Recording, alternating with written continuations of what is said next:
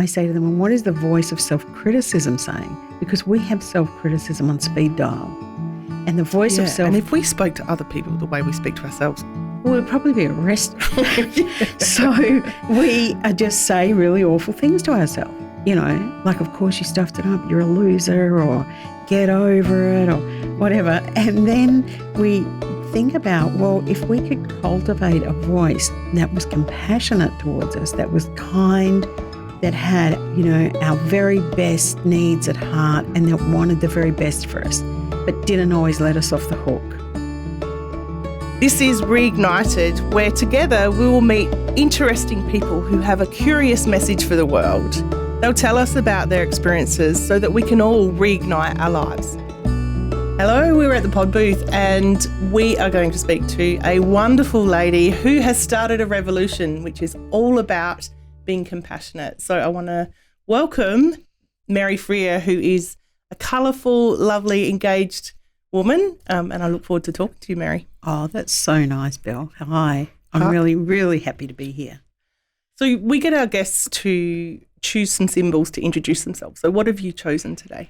I love this idea about choosing symbols, so I don't know which one to do first. But so the first one I picked was the glass half full, because I think if I'm anything, I'm very optimistic and will generally see a glass definitely, it's half full, not half empty. So I love that one. So the way you look at things. The way I kind of look at things, yeah. There's always kind of possibility. The other is this little symbol, which is a chair. And I picked that only because I've been experimenting lately with the idea of how you can put fear in the chair and have a conversation with it. So I like the chair. And the last one I picked was, you could have guessed I was going to pick it, but it's the love heart, because I don't think we talk about love enough in public discourse, and I think love is really important. Yeah. It's very, very important to me. And so is that part of the compassion revolution that you've started?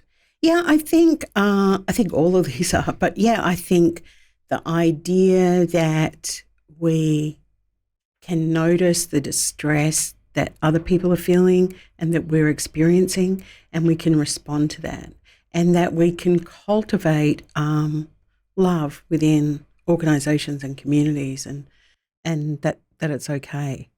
So I use the four-letter word a bit more now. The L word. The L word. So you've come from a background in health and had got to an executive level before you took a leap. I know. Would you like to talk to us about what happened there? Yeah. So I was working in a large national organisation, and we had primary responsibility for really making some big changes around healthcare and determining kind of workforce and patient needs into the future. And I actually thought I had been lulled in, I lulled myself, but into thinking that if I worked hard, that I could clamber up the greasy pole, and if I got high enough, then I would have more influence, because having some influence was really what I was after, because I pretty much knew that our healthcare system was, in bad shape. But I realised that I could get as high as I got, which enabled me to be able to meet with, ministers and their advisors and, deans of colleges and presidents of, various, colleges, and to sit in Canberra at the big table and have these conversations and to be talking about very big budgets. And we actually weren't having much influence at all. And I found it really disheartening that we were just I felt like we were going through the motions. And I also felt that if I kept going, I would become disconnected from how passionate I was, and I was really passionate. So I made up my mind that I would leave and go out on my own. I started my own little company called Freer Thinking. And then the story I love telling people is then the day came when you might have heard this story, Bella, but the day came when it was my very last day. I was going to hand my notice in. No, it was the day I was going to hand the notice in. It wasn't my last day. And I got out my little security swipe card. And as I swiped my card, I swear to you, with a hand on my heart, seriously, I heard Bob Dylan sing, I Shall Be Released. And when I heard that, I don't even know whether it was on someone's phone or radio or in my head, but I thought that was a clear sign that it was time for me to go. And so, I jumped out and did a whole range of crazy, innovative, exciting things that made absolutely no money and got very, very poor and got used to it. And, it's the best decision I ever made. That decision of jumping and being released, like Bob Dylan says, what did that do for you? Even though you said you'd made no money, and it was, What did it do for me in an internal sense, like to my interior life, or what did it enable me to do? Both, because you had that sense of passion and purpose for helping others. Well, when you're not reliant on, who was it who said like the three main addictions in modern life are a regular wage, carbohydrates, and something else. I can't remember what it was. Anyway, so what I'm getting at is when you're not taking a regular wage and you don't have to answer to anyone, then you can take risks and you can try things out and you can be really, really nimble. So you can try it, you can get things going. So it gave me the confidence to make calls and do what I wanted to do. But the thing that I had originally decided I was going to be a consultant, but in the kind of weeks before I actually left that job, I had been having conversations with the NHS in the UK about what they were doing over there, which was a thing called Change Day NHS, which is a massive movement in the UK 7 years ago. And they really wanted Australia to pick it up. So I was actually able to pick that up and say, oh, yeah, on behalf of Australia, we're definitely going to do that. And I turned that into something really, really exciting and got people enthused. And so you talked about that in your TEDx talk. Yeah. What was Change Day all about? Change Day was really, really simple. It was simply saying to people who work in health and social care, tell me one thing that you can do that would make an improvement, make things better for your colleagues or your patients or clients. So it based on the premise that if we all did one small thing, we would create a lot of change. And also because there's this paralysis that I particularly see in government where people think there is nothing that they can do. And so they start waiting and asking for permission about ridiculous things.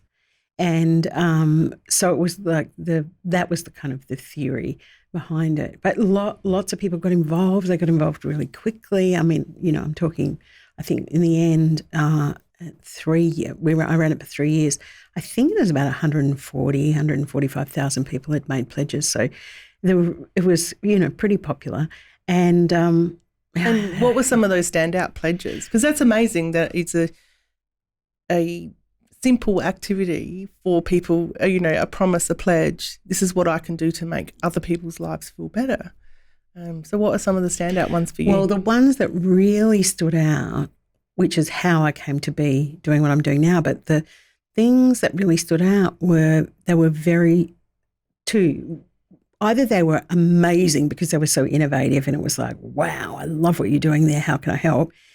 Or because they were so small but so meaningful, like people recognising just how toxic their work environment was. So I remember there was a paediatric registrar working in paediatric intensive care in Brisbane, and hers was, when I go to work, I'm going to ask people how they are and I'm going to wait for the answer, because that never, ever happened where she worked. And she was like, how did we get like this? So that kind of thing where the light bulb goes off and we think, how did we get so disconnected? So I loved all of those people that, just wanted to do things, just do an extra thing. There was a guy who was a ward clerk, and he actually made a pledge and he wrote like quite a long explanation under it. And it was something like, I don't normally get involved in things like this. I keep my head down. But from now on, if I see anyone who's lost in my hospital, I'm your man. Oh, and I thought of Leonard Cohen's song immediately. But anyway, I loved that. I loved that people were just like getting involved. And then there were amazing things, where people were looking at zero waste and, calculating just how much clinical waste there is in hospitals and really turning that around, doing lots of nifty things around that.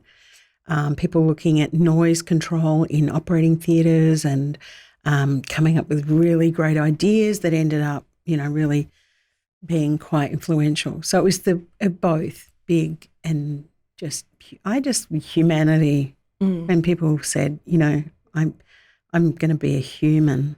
Yeah. I like that. And I think that's one of the things that we're experiencing in our society at the moment. We're so connected through technology, but nothing beats that human connection.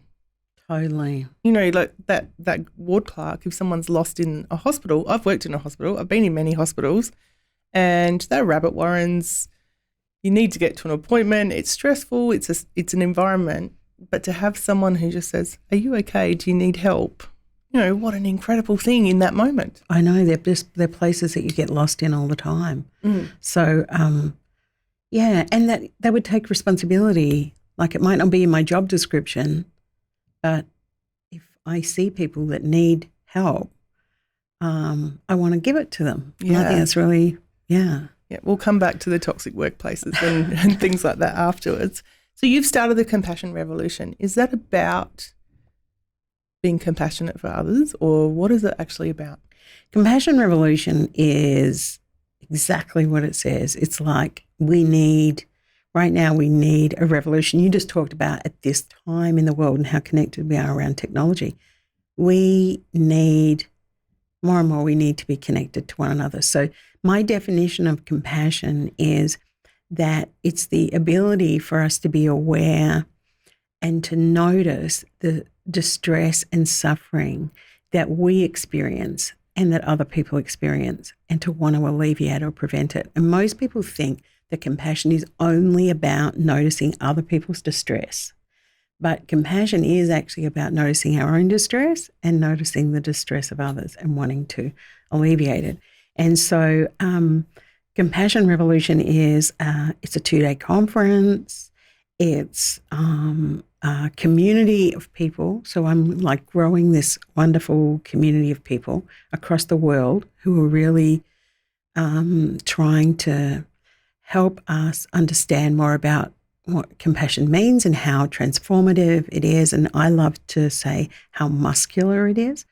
So it will turn into a whole lot of other things. There will be resources. We're starting to look now at different, resources that would be really helpful for people, and different expressions of, what happens when a whole lot of revolutionaries come together. Yeah, it's an exciting concept. And for me as a therapist, I sit with people's distress quite often. And you mentioned putting fear in the chair. Oh, yeah. Is that related to that sense of noticing your own distress, or is it something different? Probably, yes. I think probably that is true. So the fear in the chair thing is really interesting.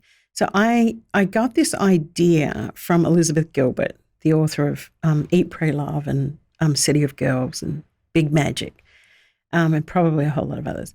But whenever we set out, so I'll go back a step. So Compassion Revolution, the conference it's a big deal for me because I financially underwrite the conference. We get a lot of people that come. We have speakers that come from overseas, and it's one thing to run a conference, but to own a conference, it's a little bit scary. And so I had heard Elizabeth Gilbert talk about when you decide that you're going to go on a road trip, which essentially putting something on or putting yourself out there is it's like a road trip. And so she does this thing, which I now do, where I set fear in the chair and we have a conversation. And sometimes I think you have to put fear in their place because they are welcome, like they're a welcome member of the family. You need to have them. I don't want to go through life and be fearless, but sometimes they want to have a little bit too much control. So the idea is that you can set fear down and you can have a conversation like I had with fear just recently where I said, now listen, I'm about to do something that feels really incredible. And I'm bringing your sister's creativity and courage with me, right? And we are going to create this thing called Compassion Revolution. You can come on the road trip, but you have to sit in the back. Yep. Yeah. And you can't touch the radio. You do not get to choose the snacks. No one is going to show you the map, but you are going to do what you do really well. And that is every time we go around a bend, you are going to start screaming, I'm going to die. We're going to die. This is going to fail. You're going to be broke. You're going to be broke. And I totally get it. And you do it really, really well. So come on board. You're quite welcome. But that's the parameters. Stay back in your chair. But please, you cannot be in the front seat. Mm. And I found it really, when I heard Elizabeth Gilbert do it, I thought, this is great. So I actually did it just recently. I'm sure I'm going to have to put fear back in the chair again and again. But it was like, I don't want to not have fear. Mm. Yeah, it's important, especially when we kind of go into these things. We need to be able to fear. Because it plays a role for a reason. Totally. Yeah, yeah. And I think what I really love about that is that fact of talking to it. And even, asking it, what do you want me to know? What's happening with it? That's what I do constantly in sessions with people. It's not denying that it's there. It's just, I need to take charge of this. Yeah. Yeah. Yeah. And so, because I've got a narrative therapy background. And so the whole idea that we can interview things like fear and we can interview creativity and courage and we can be super sleuths and find out lots about like when fear wants to show up. So I've been playing around more with understanding.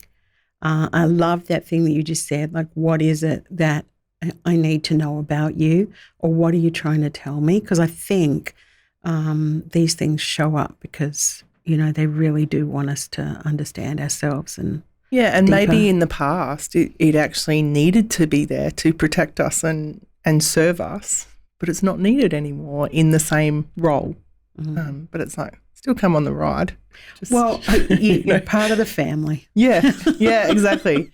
And without fear, love sits alongside that, which is what you're all about. Well, if you've ever met anyone who's completely fearless, you wouldn't want to be alone with them in a dark place. Do you know what I mean? It's like crazy. Yeah. So, so that's anyway, I'm on a road trip. Mm. Nice. Yeah, nice. So what's ahead on that road trip? Well, I'm gearing up for, there's two things that are happening, but the one specifically that I'm kind of looking at the moment is Compassion Revolution, the conference, the 2-day conference. I'm going to hold it in Melbourne again, 13th and 14th of October. And just looking at the moment around this whole thing about how you craft a narrative over 2 days. And last year was the first Compassion Revolution conference, and it was so spectacular. So in a way, fear was like, you're never going to be able to do it again. Here it is. So this is like, how do you not compare this year to last year, but how do you create what it is that's needed at this moment in time? And so there's a few kind of interesting themes. I can give you a sneaky, like I can tell you who one of the keynotes is that nobody knows. It'd be great. This is in the public sphere. They've actually said yes, so I can say it, but nobody knows this. So I'm really interested in the role that sport, particularly public sport, plays in, in our world, and the way particularly men behave around sport, and also some of the great ways that men who who are kind of sporting heroes or notable use that in order to be able to do good in the world. So I'm really pleased that Craig Foster is going to come and he's going to talk to us. So he's going to be on in one of our sessions around, I think we might stretch it around his work around, releasing Hakeem and also his as a sort of activist, his work around refugees. I think we might stretch that in some way. Yeah. I'm not quite sure what we're going to do. That's really exciting because at that time, what he was doing was incredible. Yeah, for another human being and the human race. And he has paid a price for it. Yeah. So he's coming and he just sent me an email yesterday and said, cool, I'll be there. Yeah, that's exciting. I'm coming now. You're coming now. Yes. Come on, everyone. I was all going to come anyway. Yeah, no, there are some amazing speakers. Yeah. You talk about the fact of paying the price. I know in caring professions, when we care so much that the compassion fatigue can come in. What's your experience of that? Well, I actually don't think that it's compassion fatigue. Okay. What is it? So I have a completely different take on it. And I think it's misleading when we call it compassion fatigue because it makes it sound like it was the compassion that caused us to become exhausted. And it actually is, that's not what fatigues us. What fatigues us are systems that do not work the way they should, that are not supportive of the staff who work in them, that promote and support people who are behaving badly, that don't pay their people the, salary that they're entitled to. And we're seeing that everywhere now, George Columbaris and Coles Supermarket and Target. And then on the weekend I was at a symposium held by the AMA, which was around how do we address the increasing level of bullying and harassment inside healthcare. And healthcare, we're notorious for underpaying our registrars and our trainees and for asking them to fudge their time sheets. I was going to say, and they're working ridiculous hours. They're working ridiculous hours. And high pressure, I'm learning and need to perform at the same time. Yeah. And how anyone with lack of sleep so can perform. They're up working, sleeping in their cars for a few hours, they're back on. There's lots of terrible stories. Yeah. But then not only that, the many organisations aren't supporting them to even get the right pay. So, and I'm talking like this is a problem, a global problem. I'm across not many talking about industries. anyone in Adelaide. So I just want to pop back to that question about compassion fatigue. So all these things accumulate and people become fatigued. They become stressed. They become worn out. They're exhausted. Their nutrition is poor. They're not sleeping properly at night. They get really tired and they cannot make empathic connections with people. They're not able to work at their highest level, their best performance. A voice in their head, which is all about how I'm failing, I'm never going to be as good at this as I want to, or I'm not going to make it through my training, or whatever it is. Of course you're going to crash and burn. And then we say, it's compassion fatigue. And then we start thinking about, that's what happens when you hear lots of, sad stories. No, that it's not just about hearing sad stories. It's about not being supported to be able to, that's the whole thing around moral injury, that people are asked to do things in this system that is so counter to what they would actually want to do. What they really want to do is alleviate suffering. And there was a term I heard on the weekend, sloughing patients. It means you get the patient off your list onto somebody else's list. Okay. Yeah, so if you can just get them, it doesn't really matter what happens to them, but if you can get them off out of one department's, so it's not that your problem, it's somebody else's problem, and that's successful. Yeah. Yeah. So all of those things, of course, they cause us to become, injured and burnt out and over it, disconnected and totally over it and feeling like we're failures. Yeah. So it's the structures actually around what you're passionate about and compassion, that you do in your caring role, that can be the thing that debilitates. Totally. And, studies have shown, so we've got some evidence that tells us that when people actually practice compassion rather than sympathy, that it makes a big difference in terms of how they're actually processing the distress that they're seeing. Yeah. And so compassion is really it's really about kind of your focus is on what this might be like for someone when that distress is alleviated. So it's like, like I always say at the end of my little podcast, may you be well, may you be happy. So even in sending those thoughts out to people, it's an act of compassion. Yeah. And it just struck me too while you're speaking that sense of noticing your own distress. Why is that important? Because, I don't think, it's important for a whole lot of reasons. And I've just run the first self-compassion whole day workshop, which is a kind of new thing that I've started doing. And it was wonderful. It was absolutely wonderful. But if we are not able to notice our own distress, it's very difficult then for us to be able to measure and quantify and notice the distress that other people are feeling. But also, if we can't notice our own distress and speak to ourselves with self-compassion or treat ourselves with kindness, then very often what happens is that when we do something wrong or when things go wrong, we either catastrophize or we are so hard on ourselves that we then hide from what has happened. So instead of being able to completely stuff it up and sit down with yourself and go, that wasn't your finest hour, Mary. Let's have a look. What happened there? We just I don't even want to look at it because the voice in my head is just going to go, you are such a loser. And nobody wants to have a conversation with someone who's going to say that. So we actually become less reflective. Yeah, definitely.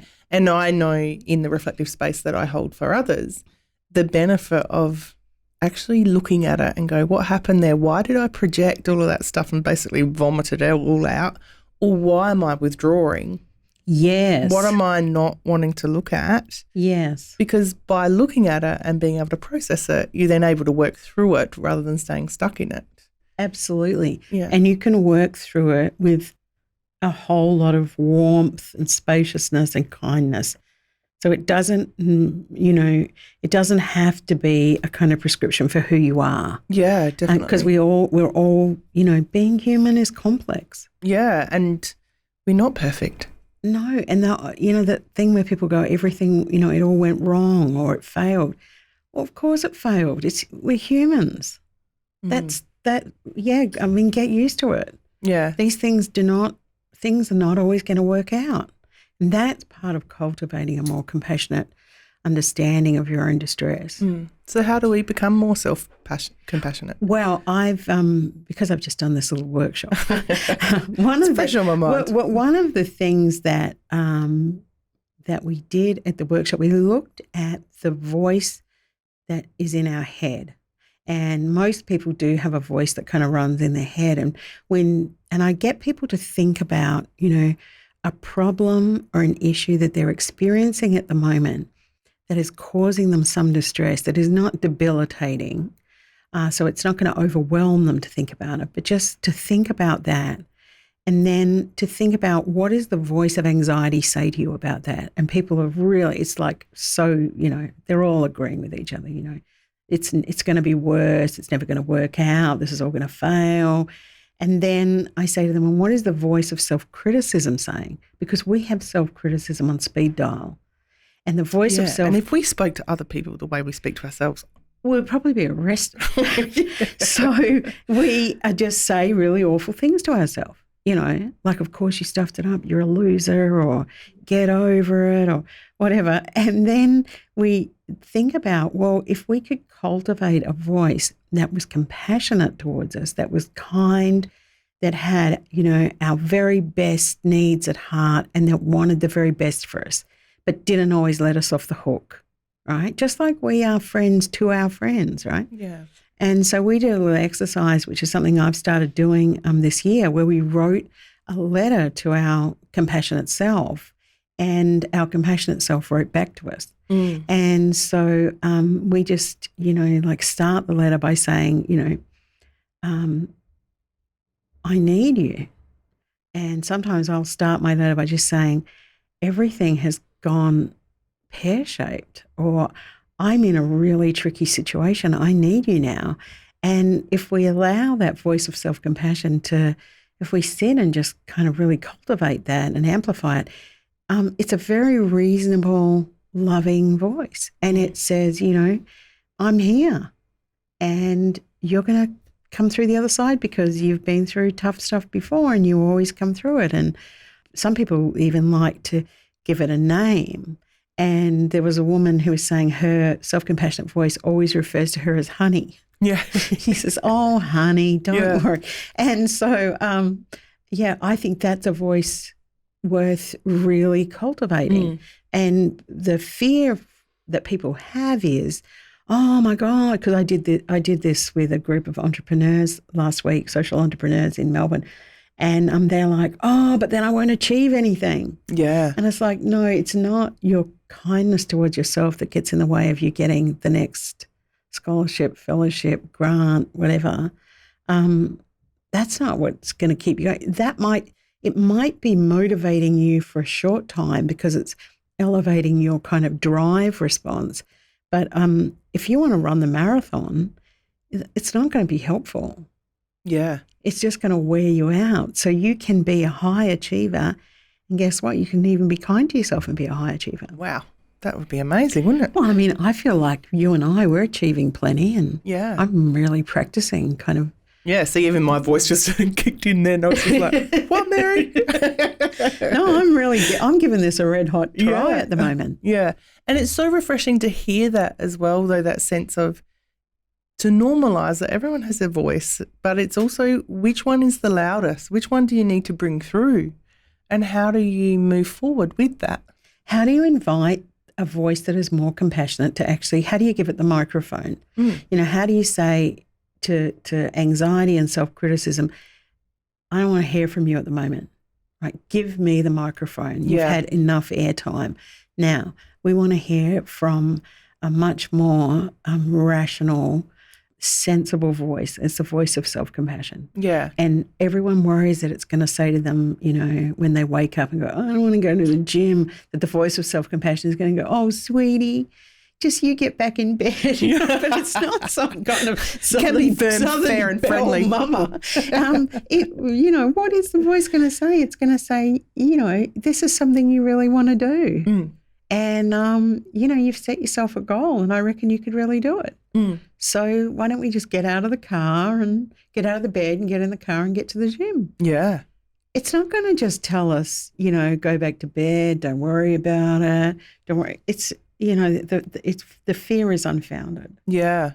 And that might be another voice that is coming in anyway. Yeah. Because, the voice of self-criticism is the voice that says, don't bother getting up because you're not going to be able to do it anyway. Or I knew this would happen. Yeah. Yeah. I knew no sooner I started going to the gym that I'd be a loser and I wouldn't get out of bed. Yeah. I was trying to prove that. See? Yeah. So we could talk all day about this and I think your philosophies. That. Yeah. I'm coaching someone later today, so I think we will have to go. Yeah, they may not agree with that.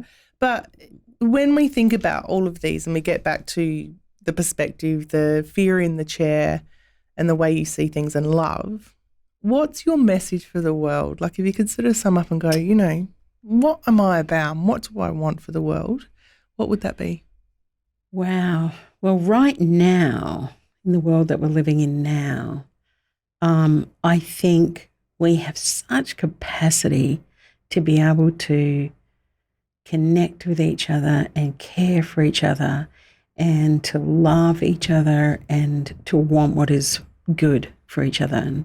And thankfully, I think I have a sneaking suspicion that capitalism is on its knees.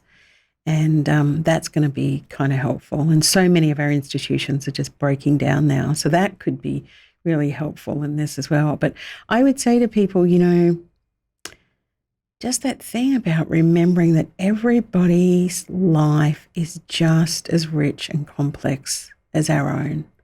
And that I have this little thing that I often say when people drive me crazy, and I just encourage people to step into this space where we just say, just like me, they're learning about life. Yeah. And so, when the cashier is, a bit snippy or whatever happens, you just like me, they're learning about life, because there's a whole complex backstory behind all the things that people do and say. Yeah. Yeah. I certainly know that in my work with, people who are perceived as having it all and everything's fantastic. And when you take that mask off, they're just like everyone else.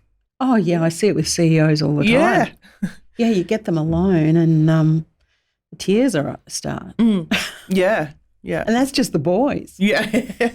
So it's just that thing of your message is really about let's just be human and realise that we're all human. Yeah, we're all human, and compassion is our natural tendency.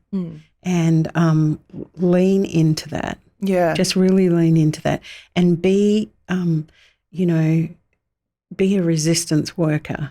You will get lots of opportunities where you can kind of do these brave, kind and loving things and, do them. Yeah. And is that an unconditional thing? Yeah. Yeah. Completely. Is that true compassion?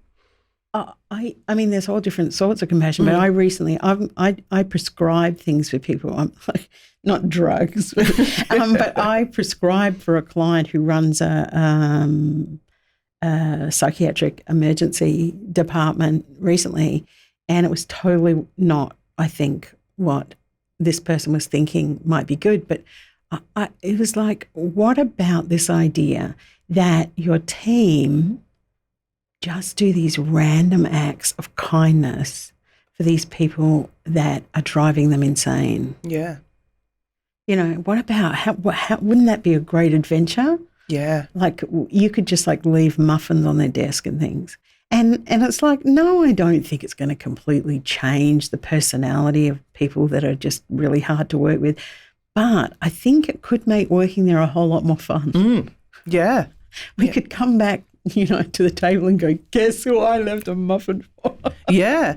Or that thing of, like the person in the change day, saying hello to people and asking how they are and actually listening. Yeah. It doesn't have to be this huge thing, but it can have such an impact. Yeah. So thank you for everything that you're doing, Mary. It's actually brilliant to see the humanness come out and for us to have that message that kindness and compassion is the way to go. So thank you for spending time with us. Thank you, Belle. My pleasure. For show notes and more information about my guests and to get in touch with me, visit ignitearttherapies.com.au.